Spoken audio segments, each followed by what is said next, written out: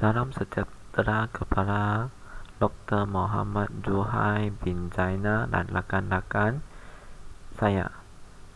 Tajuk pembentangan saya pada hari ini ialah aplikasi berbagai pendekatan, kaedah dan teknik dalam pengajaran literasi bahasa Melayu bagi subjek PMC 571.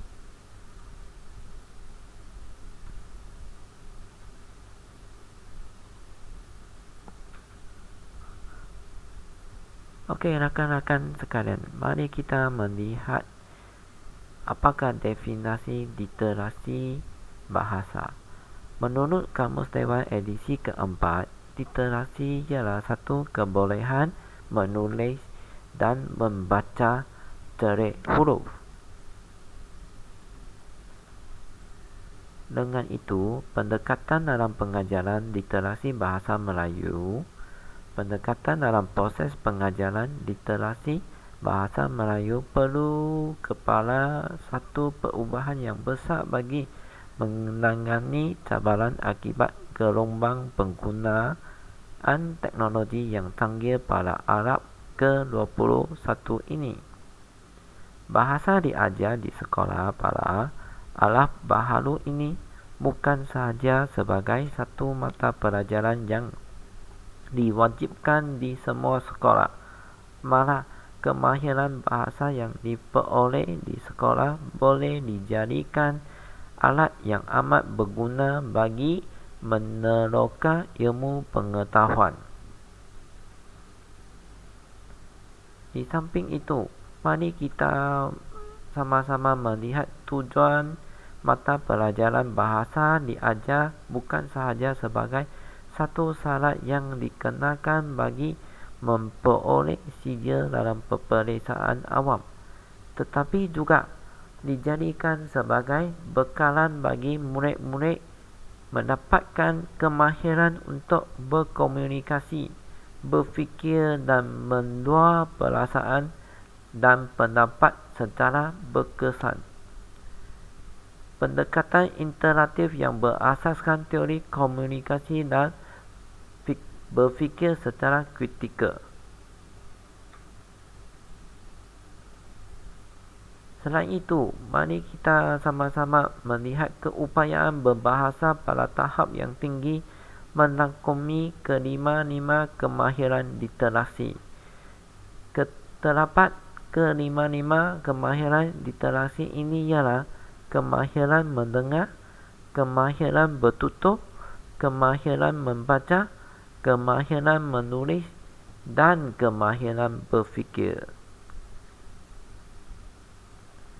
Kemahiran literasi bahasa Melayu diperlukan bagi menjadikan mereka berkeupayaan membuat keputusan, menyelesaikan masalah, menerima dan memberi arahan, membuat terahan dan andaian, membuat penilaian dan sebagainya. Di samping itu, kegiatan literasi iaitu mendengar, bertutur, membaca, menulis dan berfikir dalam suatu bahasa ialah satu proses bina makna menurut Mono pada tahun 1999.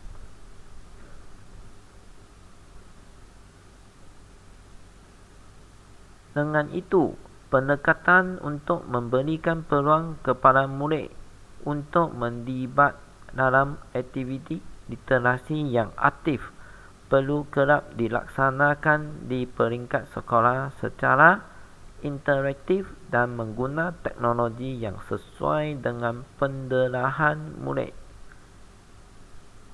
Pendekatan pengajaran literasi bahasa Melayu yang memisahkan pelbagai kemahiran berbahasa akan mengakibatkan murid tidak mempunyai kecekapan berbahasa yang bersepadu.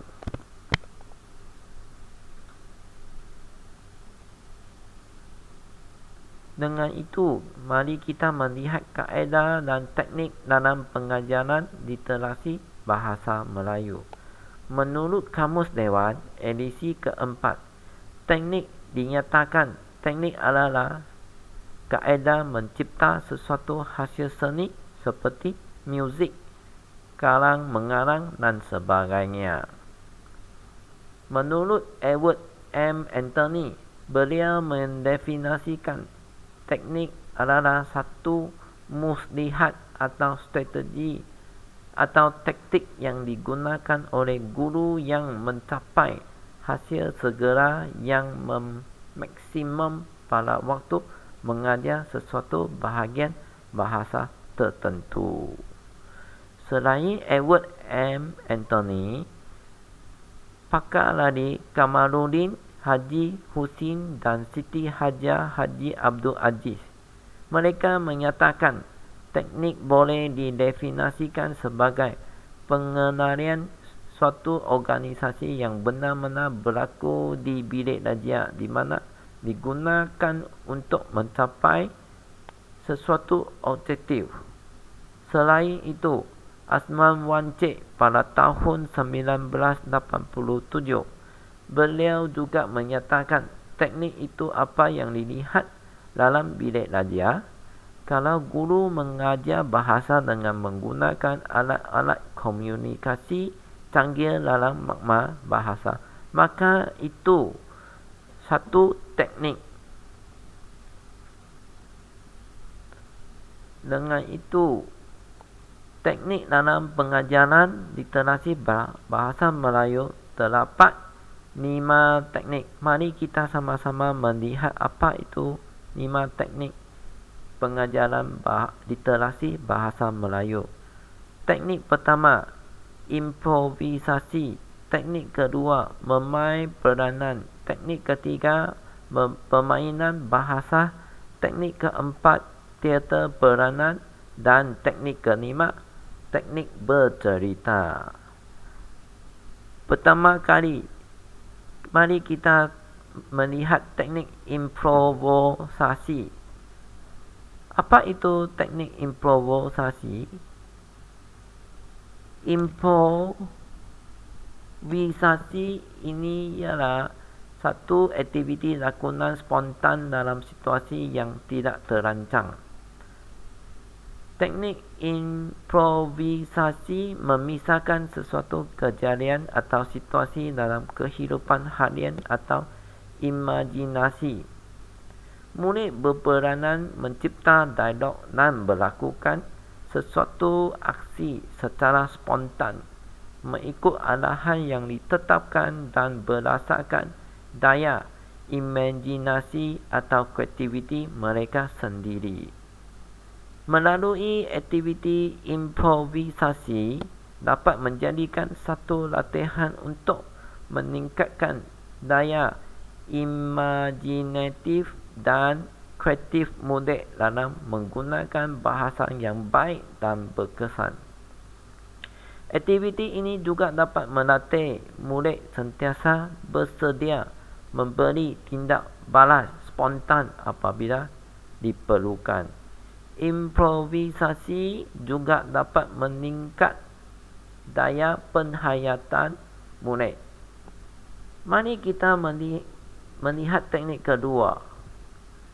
Teknik kedua ialah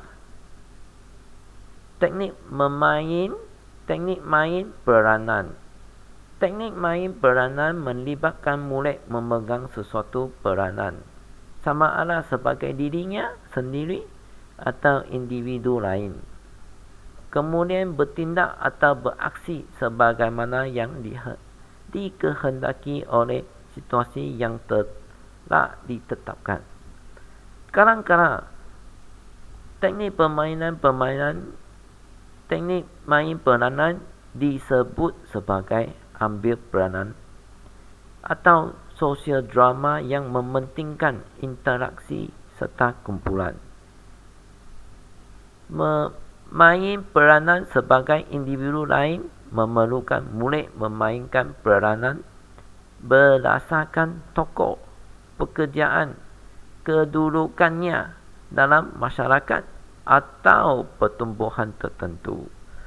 Peranan yang diberikan berbeza dari pengalamannya yang sebenar. Diikuti teknik ketiga. Teknik ketiga ialah teknik teater bercerita. Teknik teater bercerita melibatkan beberapa orang murid yang membaca skrip sesebuah cerita di hadapan kelas. Teknik teater bercerita mengutamakan penggunaan suara, sebutan, gerak badan dan mimik muka sahaja. Murid dapat memahami, menghayati dan merasakan cerita itu seolah-olah sedang berlaku di hadapan mereka.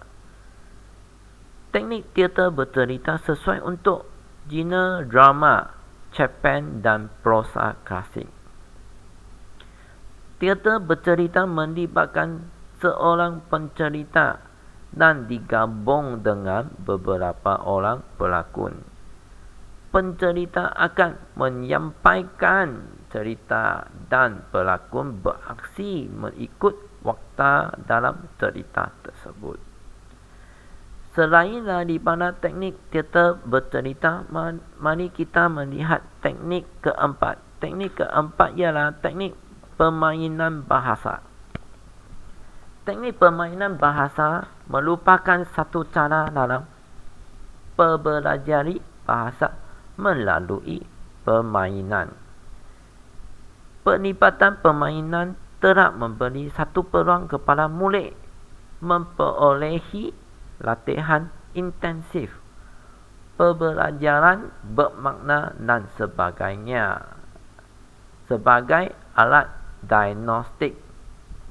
Kebanyakan aktiviti yang dijalankan akan menggunakan pelbagai kemahiran berbahasa murid, antaranya mendengar, bertutur, membaca dan menulis. Teknik permainan bahasa sesuai digunakan pada semua peringkat pembelajaran bahasa. Tak semestinya di sekolah rendah, malahan juga sesuai di sekolah menengah. Teknik permainan bahasa bukanlah merupakan aktiviti tambahan untuk bergembira semata-mata sahaja. Tetapi teknik permainan bahasa boleh digolongkan dalam pengajaran dan pembelajaran yang berhasrat memberi peluang kepada murid mengaplikasikan kemahiran bahasa mereka. Seterusnya, mari kita melihat teknik terakhir, iaitu teknik kelima, teknik bercerita. Teknik bercerita merupakan satu pendekatan yang sesuai digunakan untuk membina kecekapan berbahasa, kerana cerita merupakan sesuatu yang dapat menarik minat dan perhatian murid. Latihan pemahaman, perluasan dan pembelaharaan kata. Diikuti juga tata bahasa juga dapat disampaikan oleh guru dengan murid. Melalui teknik bercerita boleh meningkatkan penguasaan kemahiran mendengar, bertutur, membaca dan menulis di kalangan murid. Perkembangan cerita hendaklah diberi perhatian agar ada peringkat permulaan, kemuncak dan kesudahan cerita. Melalui teknik bercerita, perhatian perlu diberi kepada teknik persembahan suara, gerak laku dan kawalan mata murid. Selain itu, suara memainkan peranan penting di mana harus dikawal dalam teknik bercerita. Sampai sinilah tajuk pembentangan saya pada hari ini. Sekiranya ada soalan, sila tanya kepada saya. Sekian, terima kasih.